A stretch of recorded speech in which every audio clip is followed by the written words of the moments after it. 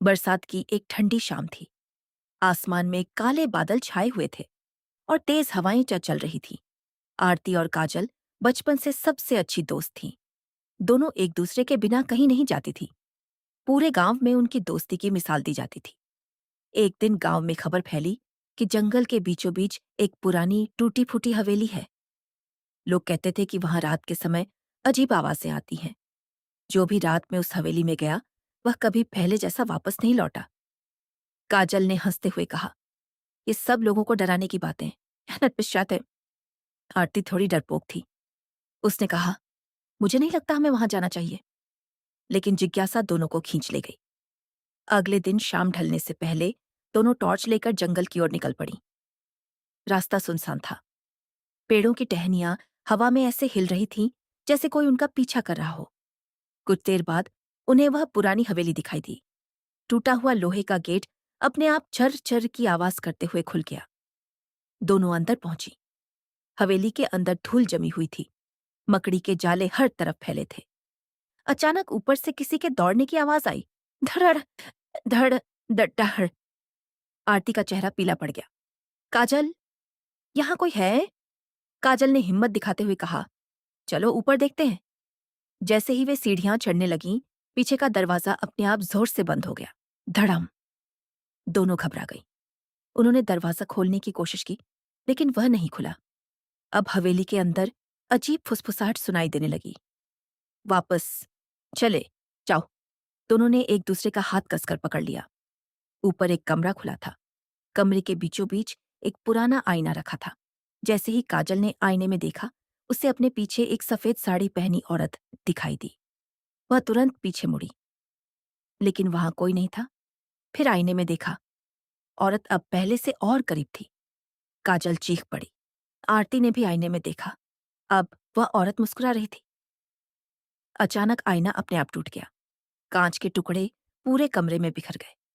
दोनों भागने लगी, लेकिन हवेली का हर रास्ता बदल चुका था। जिस कमरे से निकलती वहीं वापस पहुंच जाती। अब उन्हें बच्चों के रोने की आवाज आने लगी।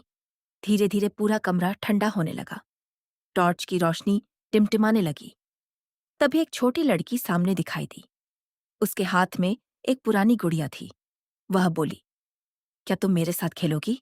आरती ने डरते हुए पूछा, तुम कौन हो?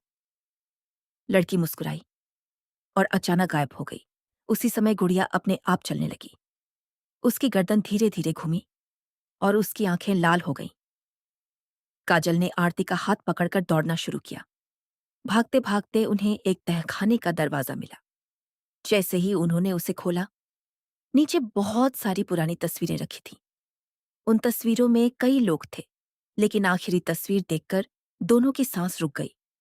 उस तस्वीर में आरती और काजल खड़ी थीं, उसी कपड़ों में जिन्हें वे अभी पहने हुए थीं, और तस्वीर के नीचे लिखा था, अगले मेहमान। अचानक पीछे से वही सफेद साड़ी वाली औरत हंसने लगी। अब तुम कभी यहां से नहीं जा पाओगी। दोनों पूरी ताकत से भागी। सीढ़ियां उतरते समय आरती गिर गई। काजल उसे उठाने लगी। तभी औरत धीरे धीरे उनकी तरफ बढ़ने लगी। उसकी आंखें पूरी काली थीं, बाल जमीन तक लटक रहे थे। उसने अपना हाथ आगे बढ़ाया। इतने में आरती को अपनी दादी की दी हुई छोटी सी भगवान की तस्वीर याद आई, जो हमेशा उसके बैग में रहती थी। उसने कांपते हाथों से तस्वीर निकाली। जैसे ही तस्वीर उस औरत के सामने आई, वह जोर से चीखी। पूरी हवेली कांपने लगी। दीवारों में दरारें पड़ गईं। मुख्य दरवाजा अपने आप खुल गया। आरती और काजल पूरी ताकत से भागती हुई हवेली से बाहर निकल गईं। दोनों बिना पीछे देखे गांव पहुंच गईं। अगली सुबह जब गांव वाले उनके साथ हवेली देखने गए, तो वहां कुछ भी नहीं था। न हवेली, न टूटा गेट, न कोई रास्ता। ऐसा लग रहा था जैसे वहां कभी कुछ था ही नहीं। लेकिन कहानी यहीं खत्म नहीं हुई। उस रात काजल ने अपने मोबाइल में पुरानी तस्वीरें देखी। एक नई फोटो अपने आप सेव हो चुकी थी। उस फोटो में आरती और काजल जंगल से बाहर भाग रही थीं, और उनके ठीक पीछे वही सफेद साड़ी वाली औरत मुस्कुरा रही थी। काजल ने डरकर मोबाइल बंद कर दिया, लेकिन मोबाइल बंद होने से पहले स्क्रीन पर एक आखिरी संदेश दिखाई दिया, मैं फिर मिलूंगी।